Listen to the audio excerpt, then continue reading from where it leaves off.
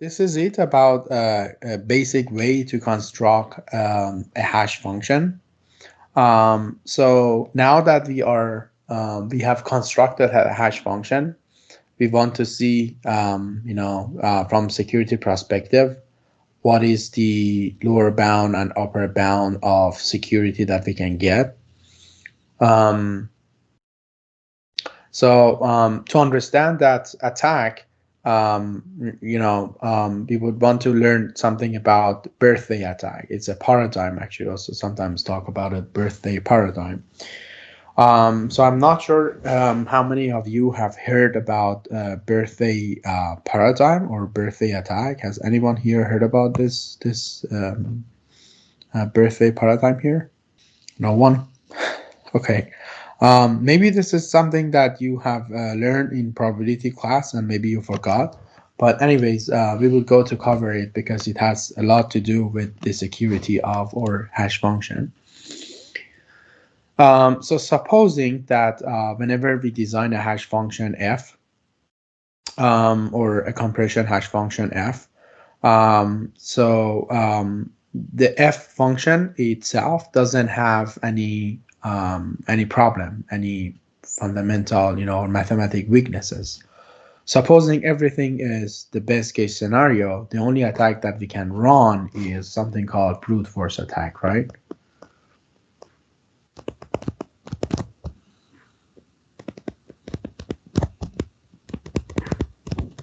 Okay, where in this attack, unfortunately, the only way that we can attack is to just try to gather information.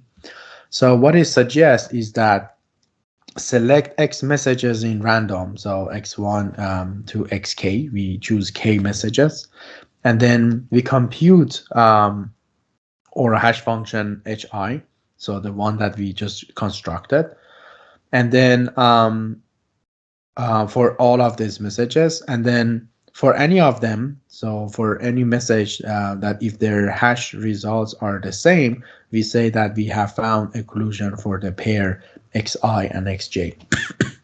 So really what we are trying to do is to construct a table, and then we are saying that we compute X1, and then we compute a hash of X1, and then X2 we compute the hash of the hash of X2, and so on and so forth. And then at the end of the day, we want to find some pair that the hash of I is equal to hash of J, and then for that we can say that XI and XJ are the pair that we are looking for. Let's quantify our space. So we say that we would try to find some messages from the range, and then we have designed this H function that it would map them to some other set that is the range, and then we said that the range has n bits, so we can have at most 2 to the n elements over here, and then these are our x1, x2 all the way to xk elements we choose, and then these are our or f of x1, f of x2, and so on and so forth that we find in the other set. So looking into this problem, it looked like that finding the just drawing k elements and then hoping that their hash result would be the same, since we assume that our hash function is random, or f function or h function, doesn't matter, both of them. So the probability for finding two elements from like x1 or xi and j to have the same same output is just 1 over 2 to the n. So it looks like that the probability of finding occlusion is only on the order of only 1 to the 2n, right? But here what we are going to show you, because there is a 1/2 to the n chance that any of these elements are being chosen.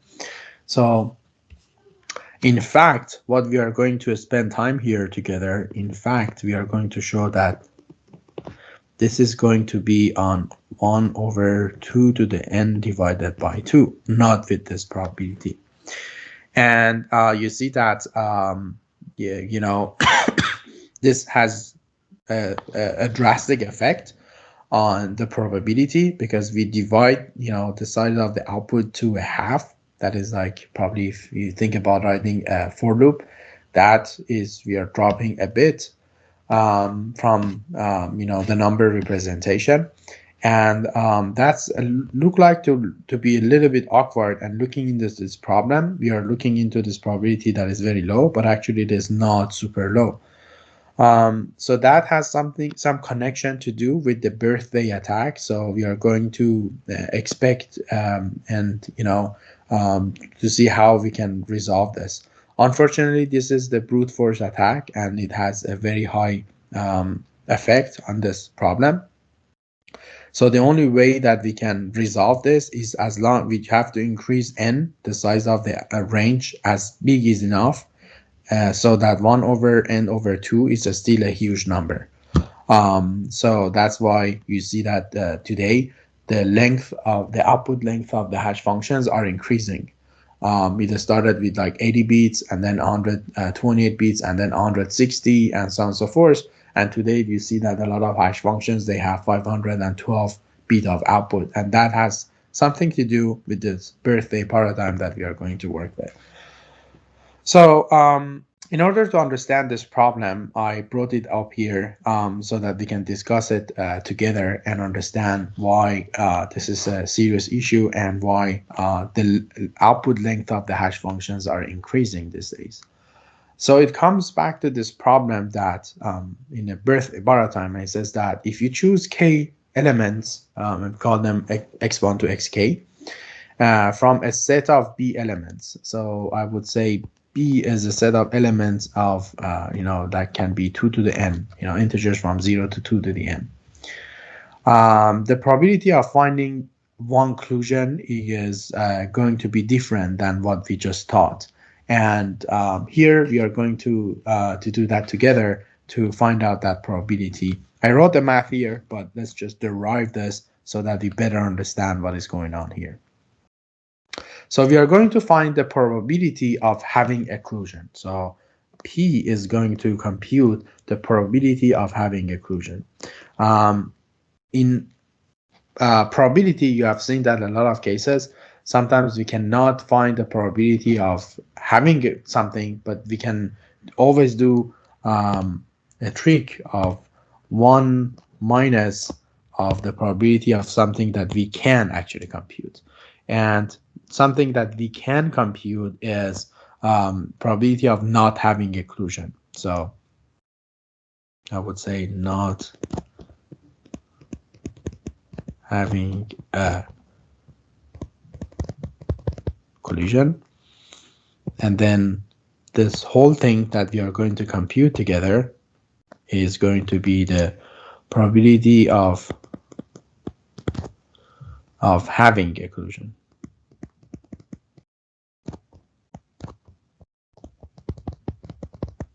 Okay, so let's see how we can compute it. So the story is that we want to select some elements and we don't want to have repetitions, right? So we select it and then we can draw it back to the pool and then we select it again.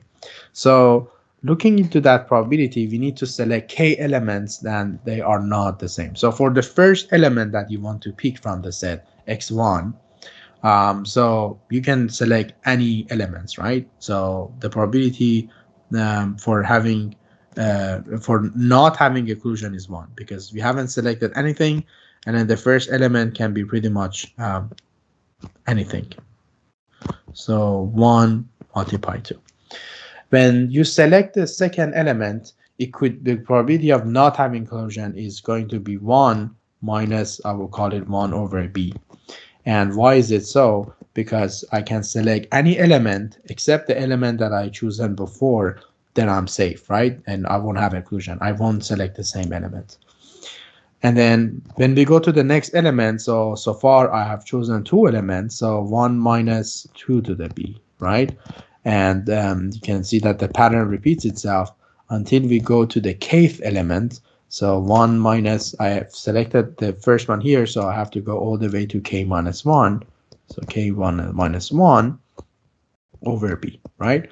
So this is small, the blue bracket, we have computed the probability of not having occlusion. So, right, so that is the best case scenario. We make sure that we don't have occlusion.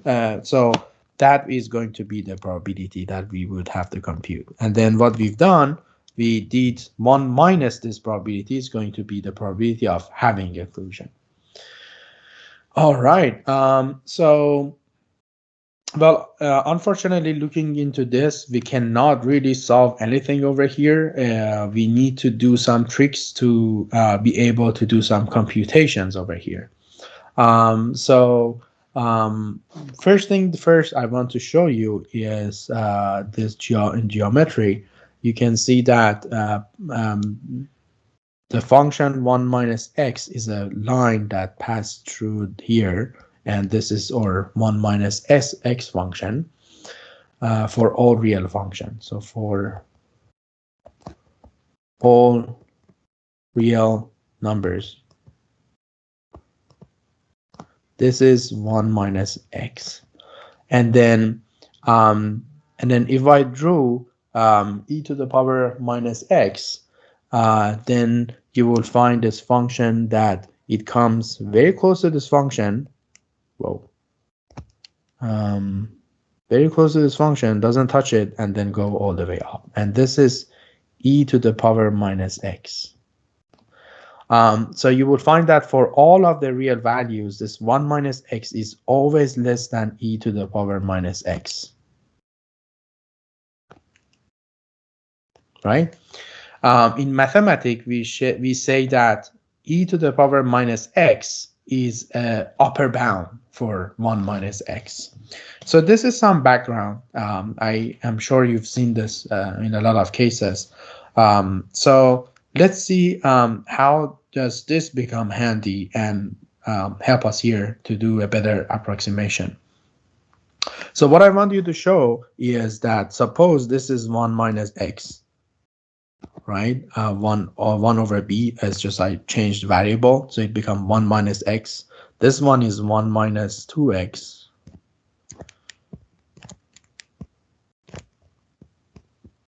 Right? And so on and so forth. And this becomes 1 minus k minus 1x, right? So now it look like now it is a little bit, look the same for you, right?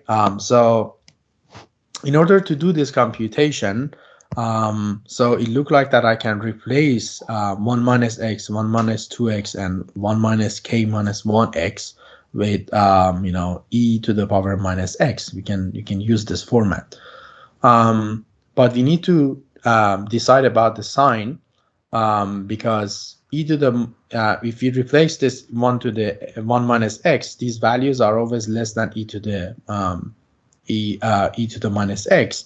So it looked like that we are this probability is always going to be smaller than equal to this value, because because of this inequality over here.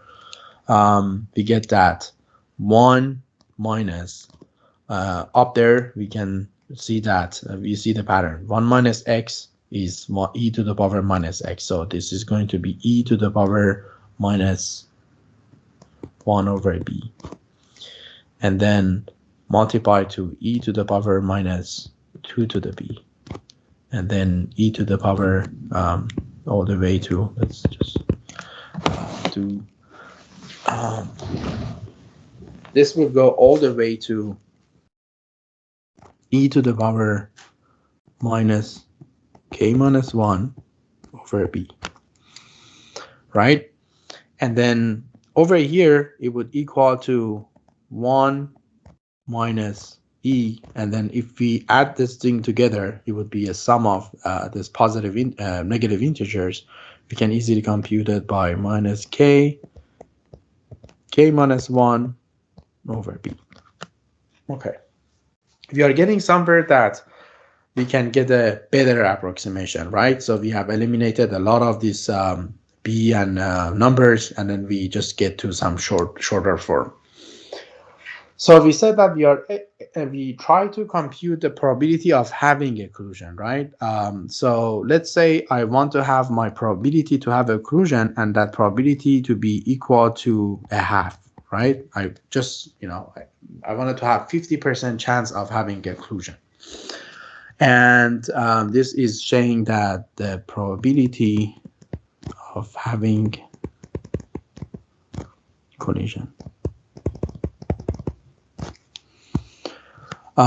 So that means that I'm saying that 1 minus e to the minus k, that k minus 1 over 2b. Oh, I'm sorry, here should be 2b. Is equal to a half. I want this equality to be true, right? Because I am expecting that I want to find the k, for it, so that I can do the computation for it later on. Given this equality, what I can do is that I have e in one side and a bunch of numbers around. What I can do is to compute to get the ln from both sides. So for that, I get minus k minus 1 over 2b equals to minus ln of 2. And then I can say that minus k minus 1 equals to minus equals to, oh, actually I can get this negative sign from both sides. So I get 2b ln of 2. And then from there, I can estimate k. And I can say that k equals to a square root of 2b ln of 2. And then if we estimate this one, if I know that, right, so what we are trying to do at the end is that I'm trying to see what should be the value of that k, how many elements I should choose from this set. So we are trying to find this k so that the probability of finding the occlusion is just a half, 50%. So doing all this math, now I can find out that this value, if I, ln of 2 and 2 are constant, so I can get them out of the equation. So I can say that k equals to 1.18 of a square root of b. So that means that there is a relationship between k and the size of our range. So the k is roughly equals to the order of the square root of our range. And that means that if our range is 2 to the n, so it would become like 2 to the n. That was the n is the number of the bits for the output of the hash function. Then I can see that we get to the order of 2 to the n over 2, right? So this is what we find with the formula, but let me give you an example that maybe you have seen this in your probability class. Have you heard about finding the probability of having two students with the same birthday in a class? Having two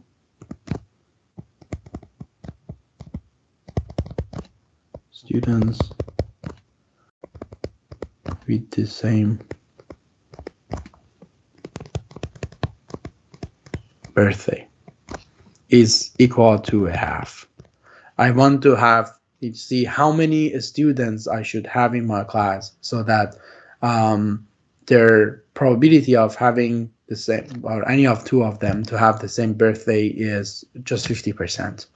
So, or B here is or range, which is the days of a year.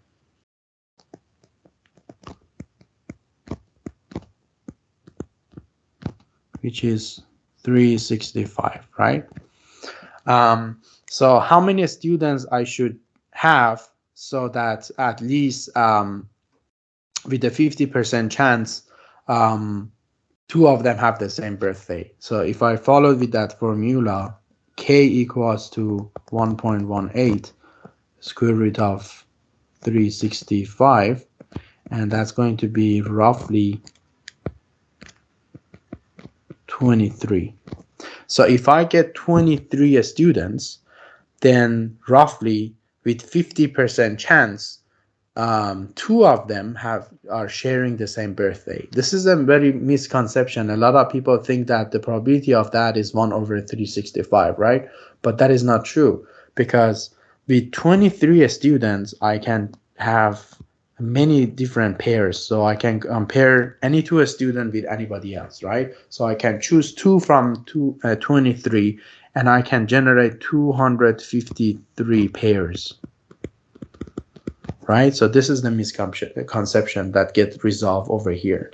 So with 253 pairs, I have way higher probability that, you don't have to compare one student to the day. So I can have 253 different pairs of students. And every time that I get a pair, there is a likelihood that, that pair, the students that they get together, they have the same birthday. So this is a misconception that people think that this probability actually is very low, but with the birthday paradigm, everything is about pairing and how many pairs would you have there. You see that with only 23 students, if I select only 23 students with more than 50% probability, or roughly 50%, 2 of them would for sure have the same birthday. This number really grows kind of exponentially. If I select for our class of like 300 plus students, if I choose like around 50 or 60 students, that probability will go beyond 90%. It's just because with 50 or 60, you can imagine how many to choose 50 or 60 students, how many pairs we would have, and that would have that many students, and finding collusion would be easier. Collusion here is to having the same birthday. So if we apply this logic to our collusion assistant hash function, it has a lot to do to the range of this hash function, because you see that the number of the messages you choose is correlated to the range of the number of the bits in the range. So it was a misunderstanding that if I just choose, I don't know, k x's, then the probability is very low. But according to these different pairs that I can make between these messages, even though I choose a smaller k, then that chance of finding collusion is still significantly higher than what we think. And so because of that, how large should n be if we want to answer that question? As long as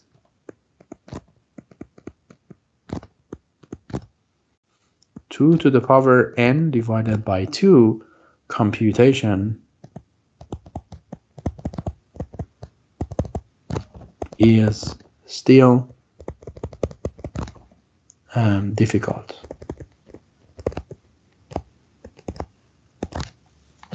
Okay, so for example, let's go and see some of these hash functions. Again, this is a brute force attack. We assume that this design of these hash functions are all right.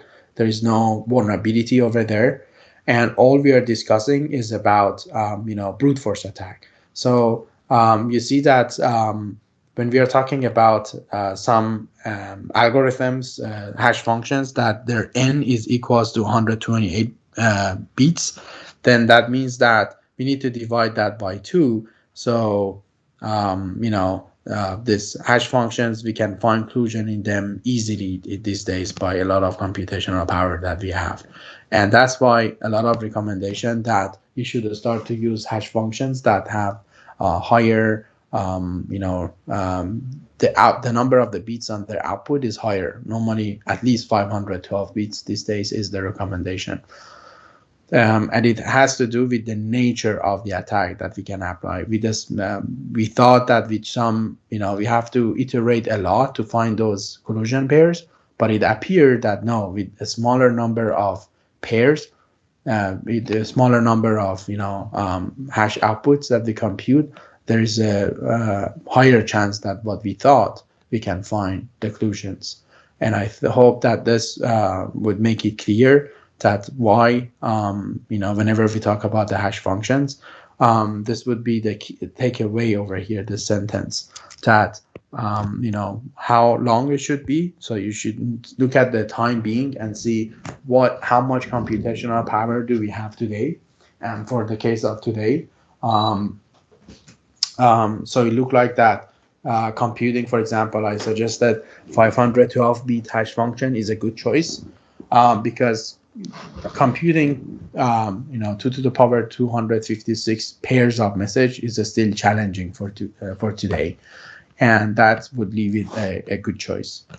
These numbers are given again by the fact that there is no vulnerability in the design of the hash function. Everything is safe. This is the upper bound, the maximum security we can get for it.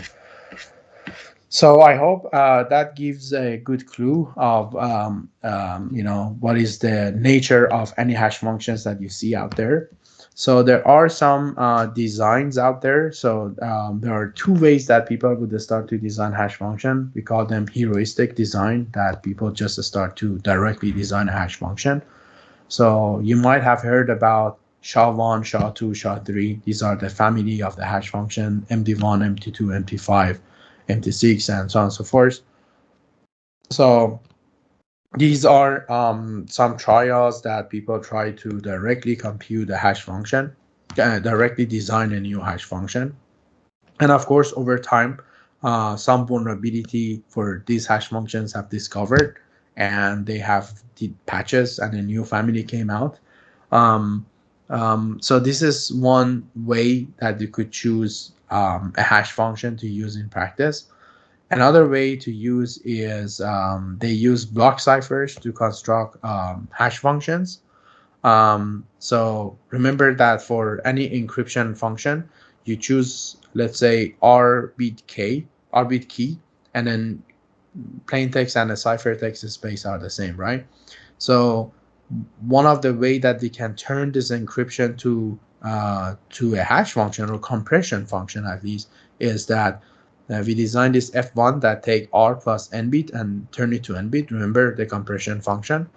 So it looked like that if you use or a function which is replacing with the block cipher, you could just use the first X bit, which is our key, and then you encrypt this value, and then you convert this input to an n bit. So the input was R bits, X, the length of X is R, and then the length of Y is N. So using this design, it look like that you take the first R bits as a key, and then you encrypt the remaining bits with it, and then of course you will output the n bit. So we would turn a block cipher such as AES into a hash function, and then into a compression hash, collision resistant compression function, and then you can use the idea of the Merkle to iteratively support a message with any length using the block cipher. And there is another idea that for this one, it's a little bit more interesting. So we always suppose that our key space is R bit. So now it takes 2 n bits, and then it just compresses it to n bits. So this has a higher compression rate somehow. So what it does is that you assume that you have a G function that takes n bits to R bits, and then with this many bits that you have, you take the least R bits, you pass it to the G function. The output of the G would be R bits, so you can encrypt this one with X and XOR it with X again. So this is a different design.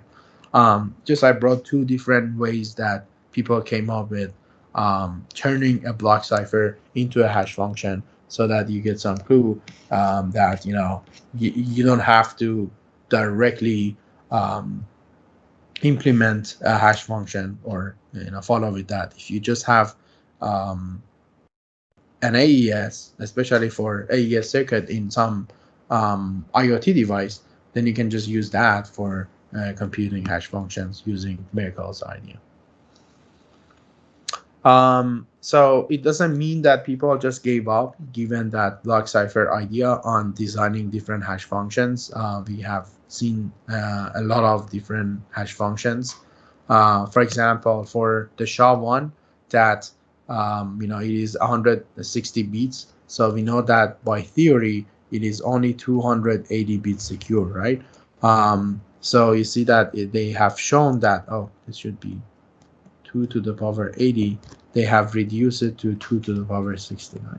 So it shows that because of due to the birthday attack, SHA-1's output is 160 bit, so it is 2 to the 80 secure based on birthday attack. But since they have found an attack on the construction of the SHA-1, there was a weakness in the design.